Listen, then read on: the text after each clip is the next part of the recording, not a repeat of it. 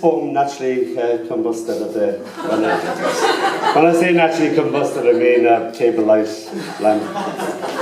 There's still enough of it left to be actually able to read it. It's called Song of the Side. My uncle sits cross-legged, the shiny sickle of the side held in his hands as if he had pulled down a moon, wrestled it to the ground, tamed it. He looks like a friendly death having a tea break. Nothing dies in these seconds. The world holds its breath. The side winces with light so sharp it can cut thought. It cuts through what I am thinking now. The whetstone sings to the curve of the metal. It cuts through time, sharper, sharper each time. My mind bleeds. It cuts through each successive second so that each second is separate from the rest. The song of the whetstone sings to the side scares me.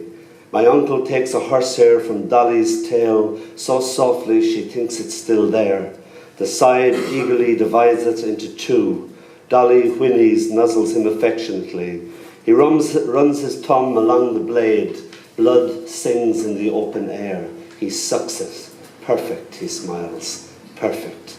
The world catches its breath. Thank you. Finally, our friend Mrs. Shakespeare went to live amongst the Welsh, and it's a curious fact that to walk a pet pig you need a licence in both England and Wales, but in Scotland you do not, or else they do not allow you. I haven't figured that one out yet. Margaret Shakespeare is a natural storyteller, and she just throws away all these lovely stories, and I blatantly stole this from her. It's called but that's another story.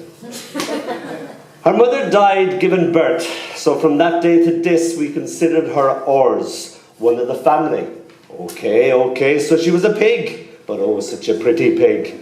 And we kept her in the caravan, reared her as one of our own, almost considered her as human. Oh, the squeals of children and pig. Well, she grew and grew until the day came for her to be serviced, our maiden pig, a fine Welsh white gilt. Now, being English amongst the Welsh, I knew you needed a licence to move a pig from area to area. So I presented myself to our two-man police force. Well, of course they had licences for the this of that or the that of this, but alas, no licence for the moving of a pig. They had somehow run out, the licences, not the pigs. So they gave me a licence for a crane and crossed out the bit not pertaining to a pig.